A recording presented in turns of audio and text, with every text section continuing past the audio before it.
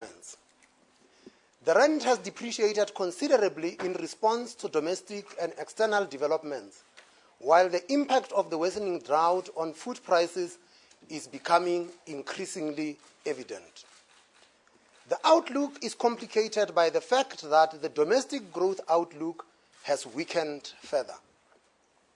The global backdrop has also become more challenging, particularly for emerging markets, and downside risks to the sustainability of the recovery in the advanced economies have increased. The year-on-year inflation rate, as measured by the Consumer Price Index, CPI, for all urban areas measured 5.2% in December, up from 4.8% in November. The increase was broadly in line with market and the bank's expectations, and reflected in part the delayed response of food price inflation to the impact of the drought on agricultural prices. Food and non-alcoholic beverages inflation accelerated to 5.9%, up from 4.8% previously, and contributed 0.9 percentage points to the overall CPI outcome. Goods price inflation increased to 4.6% from 3.8% previously, mainly due to higher petrol and food prices, while services price inflation remained unchanged at 5.7%.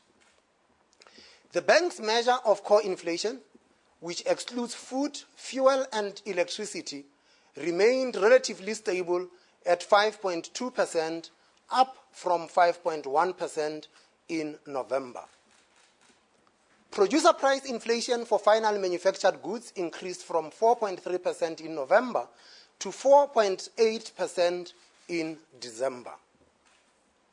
The category of food, beverages, and tobacco products contributed 2.1 percentage points to the December outcome.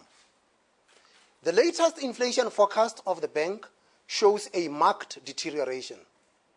Having averaged 4.6% in 2015, inflation is now expected to average 6.8% in 2016 and 7.0% in 2017.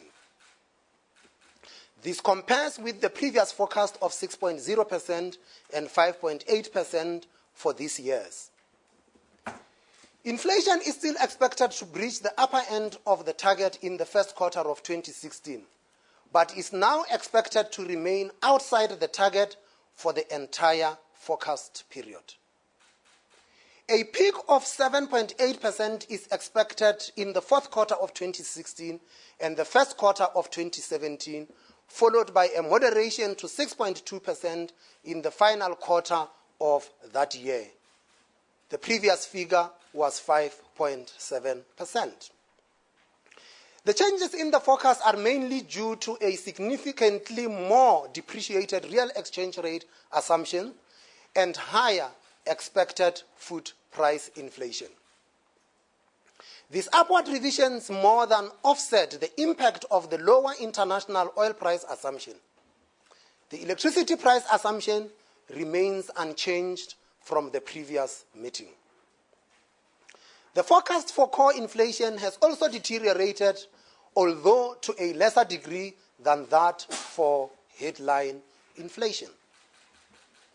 Core inflation is expected to breach the upper end of the target range for 4 consecutive quarters from the third quarter of 2016, with a peak of 6.4% in the final quarter of 2016 and the first quarter of 2017. This measure is expected to average 6.0% in 2016 and 5.9% in 2017, and to moderate to 5.5% by the final quarter of next year. The deterioration in the forecast is mainly due to the more depreciated exchange rate assumption and expected higher unit labor costs. Inflation expectations are reflected in the survey conducted by the Bureau for Economic Research, show a marginal upward movement for 2016 but a more pronounced deterioration for 2017, with average inflation expectations increasing from 5.9% to 6.2%, mainly due to the changes in the expectations of trade union officials. 5-year inflation expectations edged up to 6.1%, also mainly due to changes in the expectations of trade unions. The survey was concluded prior to the depreciation of the rand in December, so the outcome of the next survey will be closely monitored. The impact of the rand exchange rate weakness on market forecasts is evident in the changes to the Reuters Econometer survey between December and January. Median inflation expectations were stable in November and December at 5.9% and 5.8% for 2016 and 2017, but increased in January to 6.0% and 6.1%. The median forecast for 2018 is 5.7%. Break-even inflation rates also increased significantly across all maturities, with the 5-year maturities rising to current levels of around 7.3%. The global growth outlook appears to have worsened somewhat in recent weeks, contributing to a correction in global equity markets. Although most of the downward revisions to global growth have been due to the deteriorating prognosis for emerging markets, more recently, the risks of a slowdown in the US have increased amid declining consumer expenditure and the impact of low oil prices and a strengthening dollar on business investment. However, despite the fourth quarter slowdown, growth of around trend is still generally expected. While the recovery in the euro area remains modest, the growth forecasts for the UK and Japan have generally been revised down. Emerging market growth prospects, particularly in producing countries, remained constrained amidst persistent capital outflows. The outlook is heavily influenced by the slowing Chinese economy, but there are conflicting views as to whether a hard landing can be expected. There is also uncertainty regarding the efficacy of policy reforms that have been undertaken. Perceptions of the modifications to the renminbi exchange rate regime, as well as equity market volatility, have added to this uncertainty. Global inflation pressures remain benign, reinforced by a further decline in international oil prices, but there have been upward revisions in some emerging markets. Monetary policies in most advanced economies are expected to remain accommodative. The slow pace of normalization in the US is expected to continue, but further easing is expected in Japan and the euro area, while the Bank of England has indicated that monetary policy tightening is still some way off. Divergent monetary policy paths are also expected in the emerging markets. Commodity importers with sound macroeconomic fundamentals have scope for further easing, while some commodity producers, particularly those experiencing exchange rate-induced inflationary pressures, have been in a tightening mode, despite slowing growth. The exchange rate of the rand depreciated markedly since the previous meeting of the MPC, contributing significantly to the deterioration in the inflation forecast. Since the previous meeting, the rand has depreciated by 13.5% against the US dollar, by 15.2% against the euro, and by 12.9% on a trade-weighted basis. The muted reaction of the exchange rate to the start of the US Fed normalization suggested that this move was more or less priced in, but this was overshadowed by the impact of domestic developments on the exchange rate earlier in the month. In early January, the rand reacted further to growing concerns about the outlook for the Chinese economy. While most emerging market currencies were affected, since the previous meeting of the MPC, the rand's depreciation has been in excess of most of its emerging market peers. Other indicators such as widening credit spreads and the sharp increase in domestic bond yields point to a higher risk premium attached to South African assets. Although at current levels the rand may appear to be undervalued, divergences from the equilibrium can persist for some time. Furthermore, the current account adjustment remains slow, with the deficit expected to widen further in the face of continued weakness in commodity prices and higher drought-induced agricultural imports. The financing of the deficit will also be more challenging in an environment of persistent capital outflows from emerging markets. Since the previous meeting, non-residents have been net sellers of South African bonds and equities. From a monetary policy perspective, a key risk to the inflation outlook is not only the possibility of further deterioration, but also the extent to which there is a change in the pass-through dynamics, which have been relatively muted in recent years. The domestic economic outlook remains weak, with further downward revisions to the bank's forecast. Growth in 2015 is estimated to have averaged around 1.3% and is expected to moderate to 0.9% in 2016 before accelerating to 1.6% in 2017.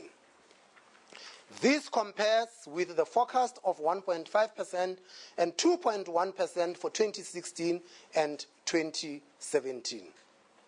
The bank's estimate of potential growth was revised down from 1.9% to 1.5% for 2016 and from 2.1% to 1.6% for 2017.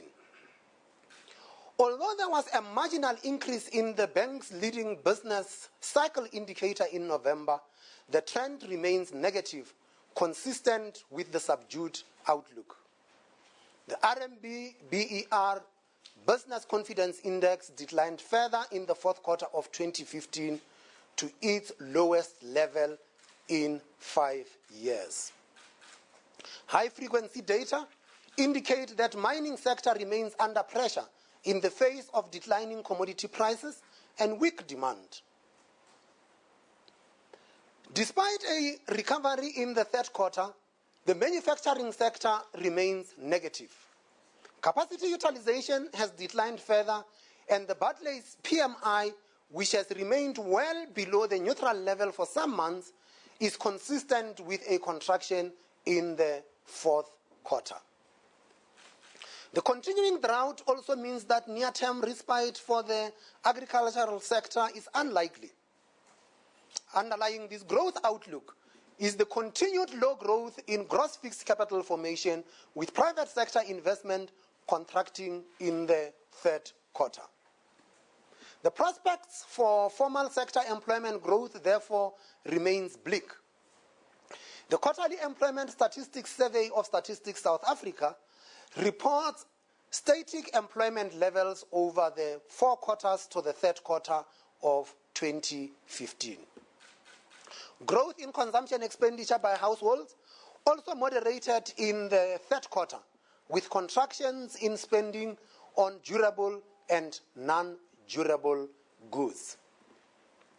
Domestic motor vehicle sales reflected this weakness, although recent retail sales data, particularly with respect to semi-durable goods, suggest there may have been a modest improvement in the final quarter of last year. However, the decline in the FNB BER Consumer Confidence Index in the fourth quarter of 2015 to a 14-year low suggests that household consumption expenditure is likely to remain constrained. Credit extension to households has increased marginally recently, particularly with respect to mortgage and general loans. However, these increases remain low and negative in real terms, while installment sale credit continues to slow. Tighter National Credit Act regulations related to the affordability assessments became effective from September and are expected to constrain credit to households further. While credit extension to corporates remains robust, it is relatively narrow-based and reflects in part increased demand for mortgage loans by property funds. Wage and salary trends continue to contribute to the persistence of inflation at higher levels. Year-on-year growth in nominal salaries and wages, while lower in the third quarter of last year, was still above the upper end of the inflation target range. After adjusting for labor productivity increases, growth in total unit labor costs slowed marginally to 5.0% in the third quarter. Andrew Levy employment publications reported an average wage settlement rate in collective bargaining agreements of 7.7% in 2015. Food prices remain a significant risk to the inflation outlook. The surge in agricultural commodity prices since early 2015 is beginning to impact on consumer food price inflation, and these pressures are likely to increase in the light of the persistent drought and the weaker exchange rate. This is despite continued moderation in global food prices. Although previous forecasts had incorporated an expectation of higher food price inflation, recent adverse developments have resulted in a further deterioration of the bank's food price forecast, which is now expected to peak at around 11% in the fourth quarter of this year. Declined to multi-year lows since the previous MPC meeting. The global oversupply and consequent low prices are expected to persist in the short term, particularly following the lifting of sanctions against Iran. But with marginal producers expected to shut down or reduce production, prices are expected to follow a moderate upward trend over the forecast period. The impact of this upward trend on domestic petrol prices had contributed to the higher inflation forecast in 2017 in particular. The potentially favorable impact of the international oil price decline in domestic petrol prices has been more or less offset by the depreciation of the rand. Petrol prices have declined only marginally since November, and the current under-recovery suggests a possible increase of around 7 cents per litre in February. Previously, the committee expressed concerns about the growing risks to the inflation outlook, mainly due to exchange rate and food price risks. These risks appear to be materializing and have contributed to the significant deterioration of the inflation forecast. The intensity of the drought has brought about a sizable revision to the bank's food price outlook, while the exchange rate has depreciated significantly more than expected. While oil prices have a moderating impact on the inflation outlook in the near term, base effects and the assumed upward trajectory contribute to the adverse inflation outlook in 2017. The forecast also incorporates changes in administered prices, in particular for water, while an upside risk remains regarding electricity tariff increases. The MPC assesses the risks to the inflation outlook to be relatively balanced. While there may be potential for further rand weakness in the short term, given the negative outlook for emerging markets in general, as well as domestic factors, the lower observed exchange rate pass-through remains a mitigating factor. However, there is still uncertainty as to the sustainability of this low pass-through, particularly in the face of large nominal exchange rate movements as recently expected. The upside risk from the exchange rate is more or less offset by the downside risks from the international oil price assumptions and projected food price inflation. Demand pressures remain constrained, and the focus of the MPC will therefore be on the evolution of inflation expectations and indications of second-round effects of the exogenous shocks to the inflation outlook. There are some indications that inflation expectations may have deteriorated, but the extent of this will become more evident in the coming surveys. The trend in core inflation provides some indication of the possible emergence of second-round effects. Although core inflation has remained relatively contained in recent months, it is expected to accelerate and to exceed the upper end of the inflation target range for some time in response to exchange rate and wage pressures. The committee faced the continuing dilemma of a deteriorating inflation environment and a worsening growth outlook. The risks to the growth outlook are assessed to be on the downside, despite the downward revision to the forecast. Given the deterioration in the inflation outlook, the MPC decided to increase the repurchase rate by 50 basis points to 6.75% per annum, effective from the 29th of January 2016. 3 members supported a 50 basis point increase. 2 members preferred a 25 basis point increase, whilst 1 member preferred no change. The MPC still views the stance of monetary policy to be accommodative. Despite the rate increase, the real repurchase rate remains low given the higher expected inflation over the period. The MPC will remain focused on its core mandate of containing inflation within a flexible inflation targeting framework.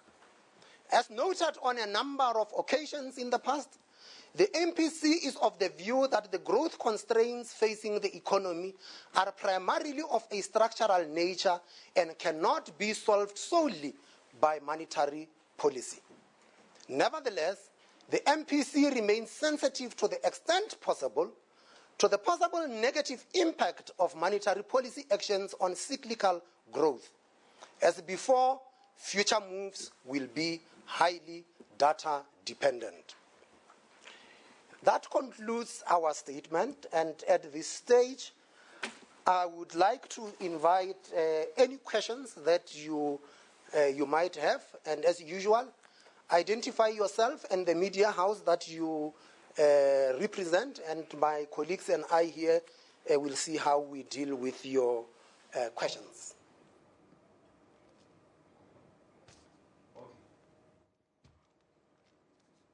That was Reserve Bank Governor Lesetja Kganyago announcing bad news if you're in debt, 50 basis point. To which drivers of inflation you believe are particularly sensitive to changes to the interest rate and which are insensitive, because if the bigger drivers of inflation are insensitive to interest rate hikes, such as potentially state-administered prices, then that obviously begs the question, are interest rate hikes effective in containing inflation? Thank you. What other tool do we have? Ma'am? Thank you, Governor. It's Mariam Issa from the Sunday Times. Do you have any sort of idea or estimates as to how much the drought is going to subtract from GDP growth this year? And is there any chance at all that the economy could slip into a technical recession given the impact of this drought, as well as other matters?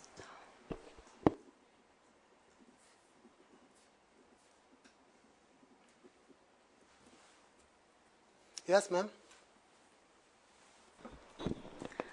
Good afternoon, Governor Ntakisi from Business Day. Last year, the bank said they were on a moderate rate hiking cycle. Has this changed?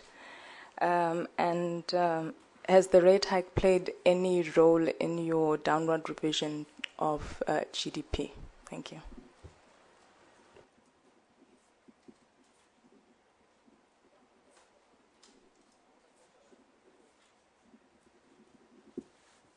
Yes, yes, ma'am. Thank you, Governor. It's Renee Volgraaf from Bloomberg News. Governor, you said 3 of the MPC members favoured a 50 basis point hike and 2 25 and 1 favoured no change. So essentially, I mean, 3 members said 50 and 3 members did not say 50. Why did you not go for a 25 basis point hike then? You did say recently in Davos that at the current level of the repurchase rate, 25 is not insignificant. Last one in this round. Patrick McGroarty from the Wall Street Journal. You talked about the international pressures on the economy, on the rand, and also domestic factors. Are you frustrated in the way local political leaders, President Zuma, have handled the pressure on the economy and the impact that had on global sentiment in December, particularly around the replacement of the finance minister? Okay, let me see what I deal with here. Rashad, you are going to say which drivers are sensitive to interest rate hikes and whether interest rates are effective dealing with inflation. Since you used to be an academic, I don't know of any other instruments at the disposal of the bank to deal with inflation, but since you can deal with that, and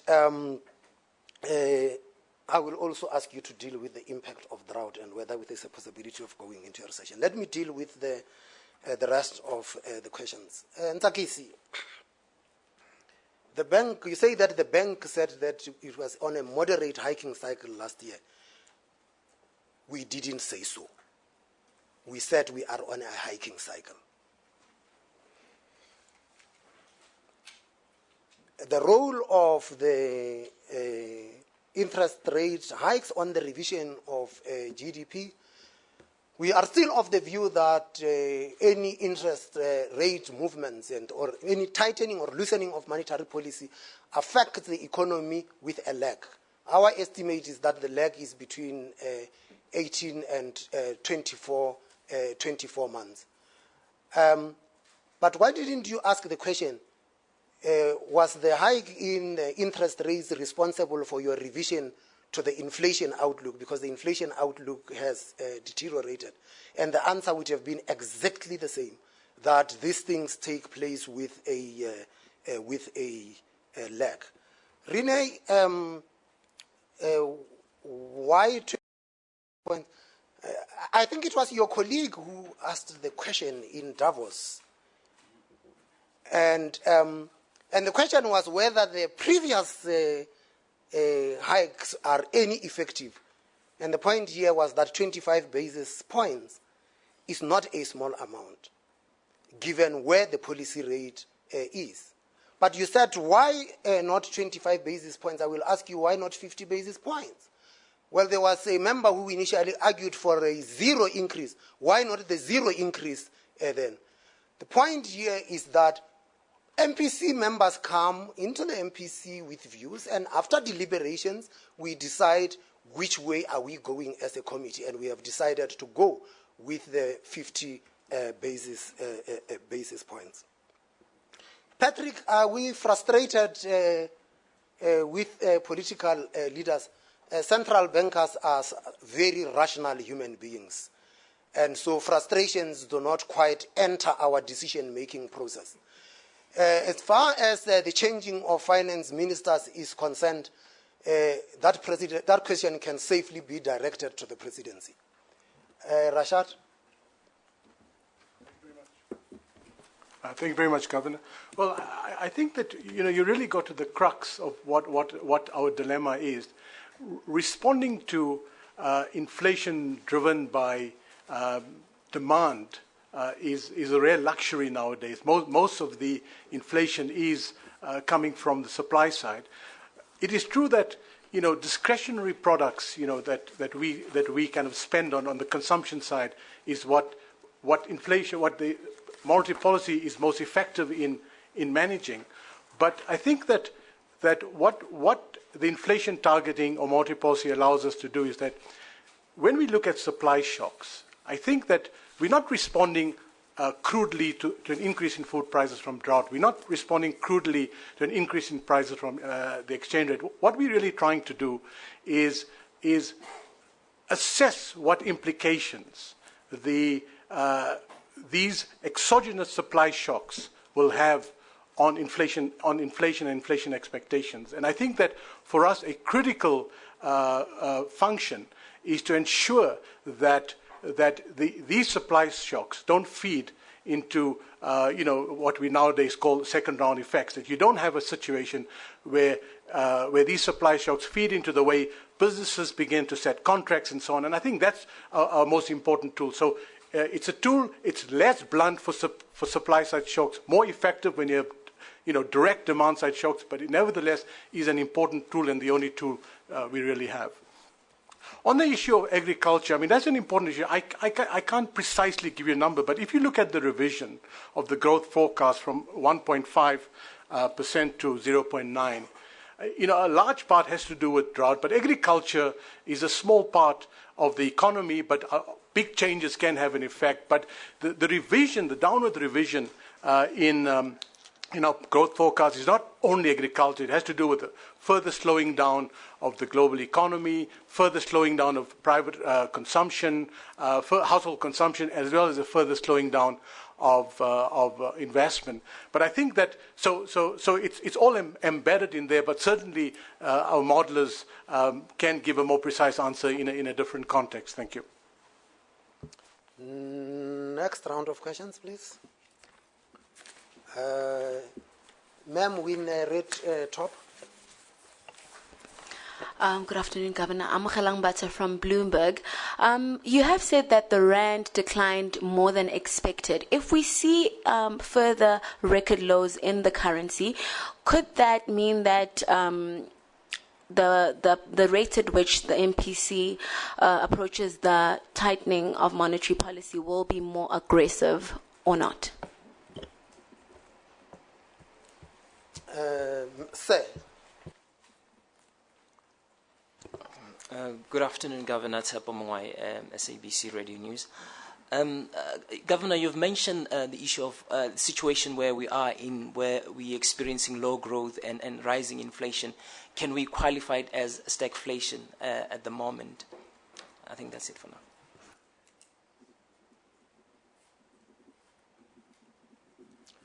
Sir, in a green shirt at the back.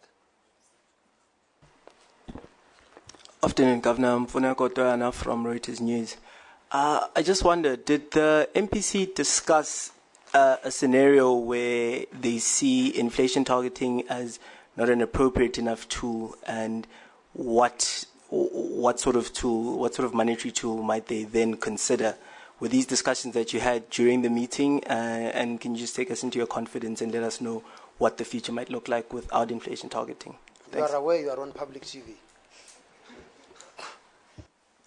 Ma'am at the back and here in the front.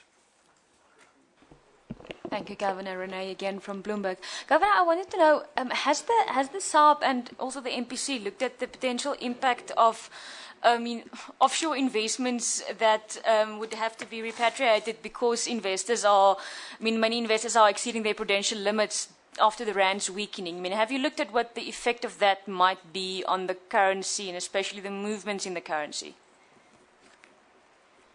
Miriam? Yeah. Do you think this rate hike will have any impact on the capital outflows that we've seen in the past couple of months, the selling of bonds and equities? Do you think that are you hopeful that there will no longer be outflows? And are we still in a rate hiking cycle? You haven't given any indication of that. I wasn't asked. Now you're asked.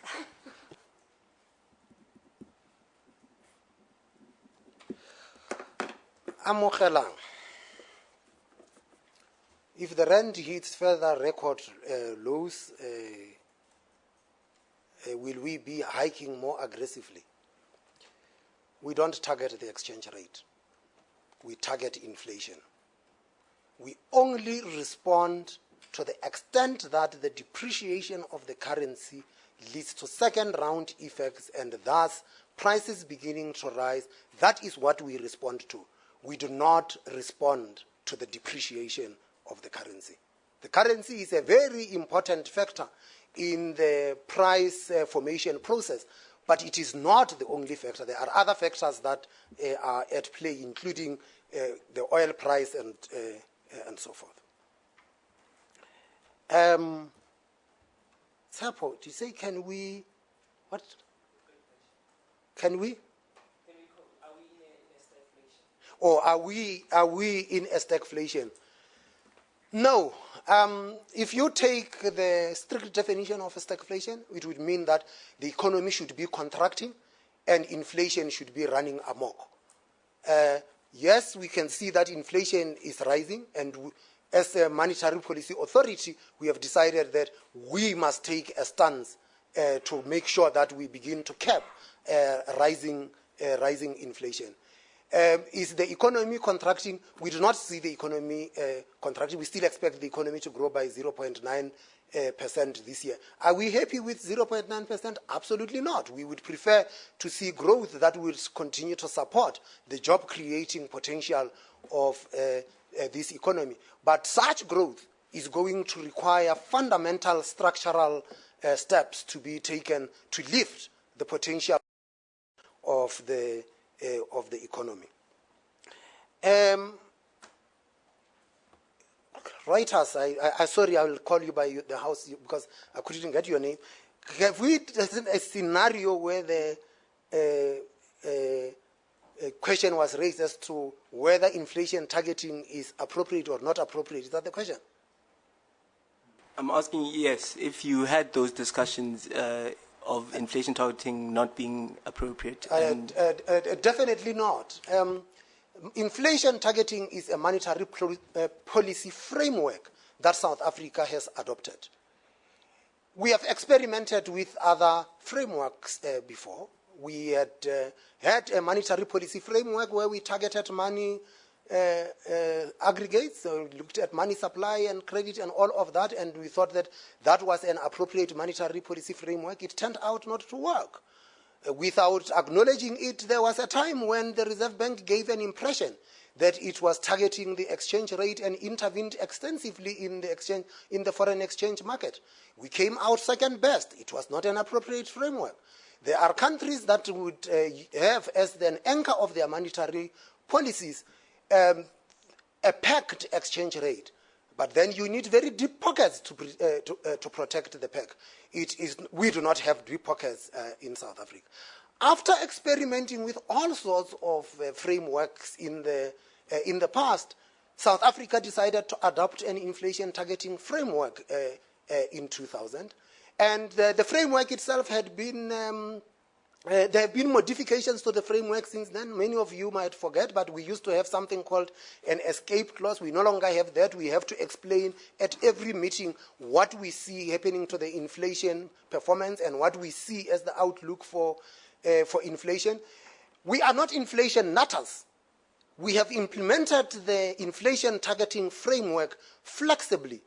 And over the years, and even now, even when we see that inflation is going to be outside of our target for a persistent period of 2 years, the step that we had taken is still resulting in a situation where the monetary policy stance is actually still accommodative. So we didn't discuss whether this thing is an appropriate framework or not. Renee. The potential impact of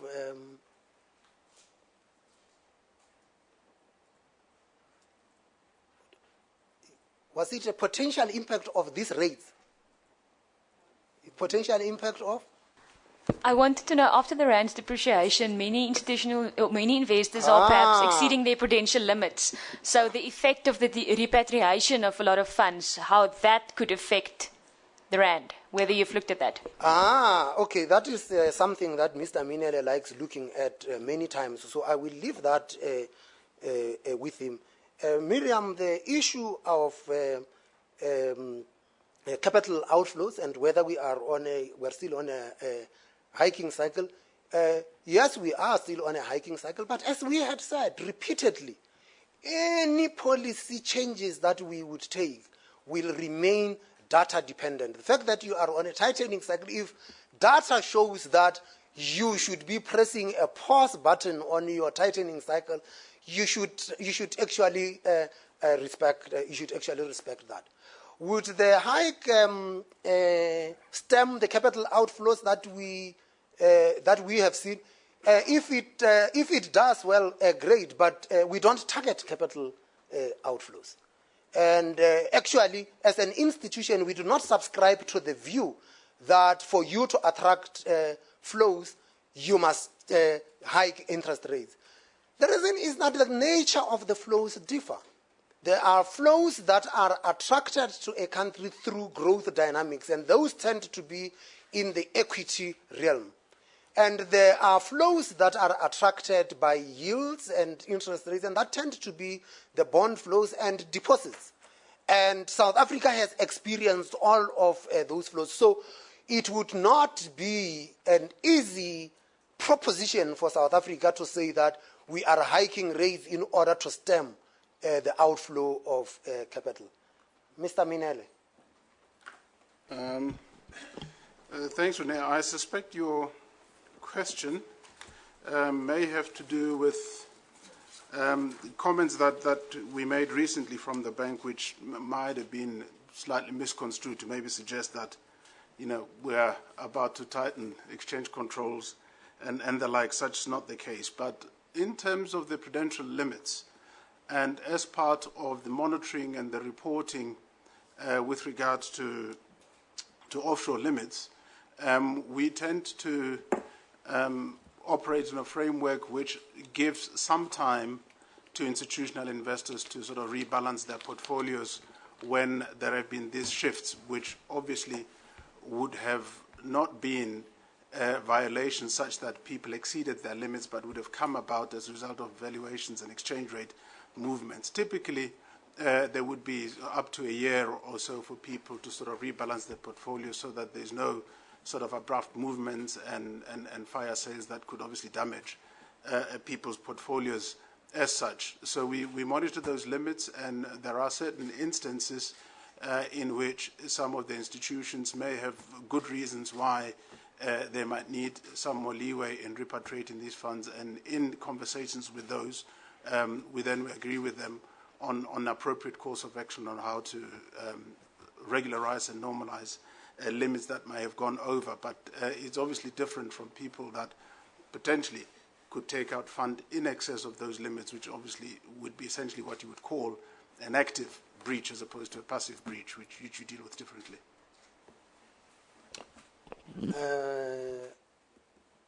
Webcasts. A question from Tebeka Semane. Given the fact that most South Africans are heavily indebted, how is interest rate hike helping to reduce inflation when it is going to result in increase on repayment installments as well as increase in the borrowing costs? Okay. The second question is from Mervyn. I appreciate your learning from the previous MPC not to intervene directly in the rand, but you said recently that if the market is too unsettled, you may provide liquidity. Do you not think recent moves continue to indicate that, especially as some market talk overseas hedge funds or funds over trading the rand, especially in the thin Far East market? Mr. Minele, it looks like the second question on provision of liquidity is in your purview. And can one of the two teachers take the question on consumer indebtedness? Brian, do you take that? There's a new hand right at the back. Yes. Mandamoto AWN7. Governor, has the MPC assessed the potential impact any electricity tariff increases might have, and has it adopted a position with that regard? Thank you. Miriam and then Renee. The rand. Do you think it might remain volatile in the months ahead? You don't normally comment on the direction, but you do say whether you're concerned about volatility. Do you think there is a chance that it might stabilize, as some analysts seem to think? Thank you, Governor. It's just a follow-up on what the Deputy Governor answered to my question. I wanted to know, I understand that, I mean, there's a time in which this money has to come back. It's not an immediate thing. But whether the SAB has looked at the potential impact on the currency of that money coming back to South Africa for investors to be within that limit again. In other words, I mean, firstly, how much money would potentially come back, and secondly, how that could affect the currency? Okay, you seem to be very popular. Any other questions? Was that the last lot? Thank you. Francois, will you deal with the electricity tariffs?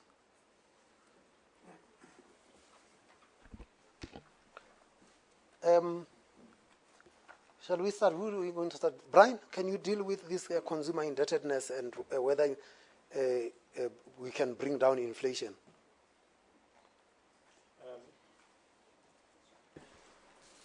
Thank you, Governor. Yes, consumer indebtedness is relatively high, and it does mean that those consumers with floating rate debt will face higher interest cost. Obviously, any new debt will also incur higher interest cost.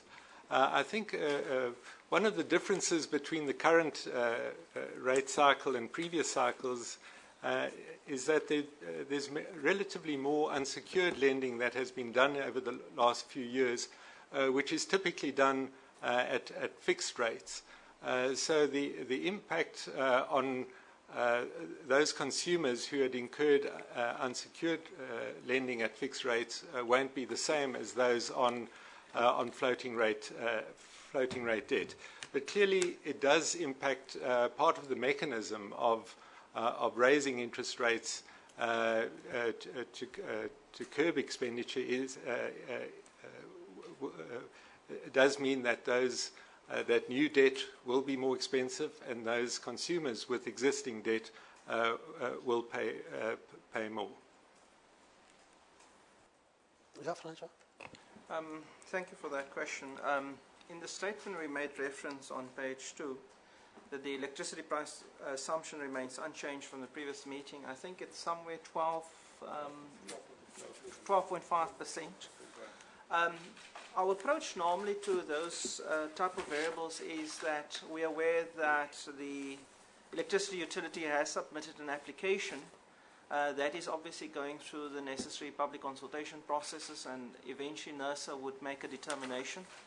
Once they issue such a determination, we would take that into the model, because otherwise we're simply speculating as to the additional increase that may be awarded by NERSA.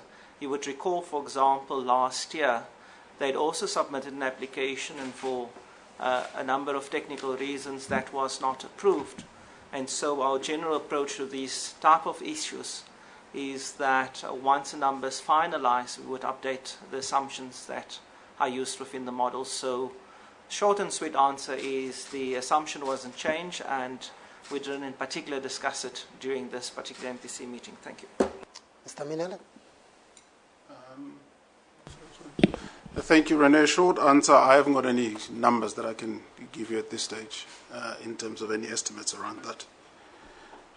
The second question was around liquidity provision. Just to firstly reiterate what the Governor indicated earlier, we do not target the exchange rate, but we have said previously that if there were to be excessive moves in the foreign exchange market and such that they could potentially threaten the orderly functioning of the foreign exchange market, we obviously would be prepared to provide liquidity and try and stabilize those markets. What we experienced during December were obviously very sharp moves, which were also facilitated by a period of traditionally very thin liquidity conditions in the market. We have been monitoring and looking at developments very, very closely, and the fact that we would have not deemed it necessary to provide any liquidity during that period would suggest that it was not our view that the price discovery mechanism and the orderly function of markets were threatened. But in principle, liquidity provision in exceptional circumstances where the orderly functioning of markets may seem to be in jeopardy remains an option. The issue of whether the rand might stabilize or continue to be volatile, obviously there are a whole host of factors that feed into that. My own sense is that one probably should expect some element of volatility which will not be confined to the rand as such, but have to do with the global and dynamics that we are seeing. There are issues, as we indicated in our statement, around downside risks to global growth and some of the doubts that have arisen as to the strength of the recovery. There continues to be the issue of monetary policy divergence. There are questions around the rate of increases that one might see in the US or the rate of further expansion in terms of asset purchase and quantitative easing programs in Europe or in Japan. All of these things are likely to make for some volatility as we go forward. The issues around commodities, the growth dynamics in China, these are big, big issues that have a bearing on all of us and on currencies. So much as one might not expect huge gyrations that we might have seen more recently, I think an element of volatility given the overall setting is probably likely to be expected. Thanks.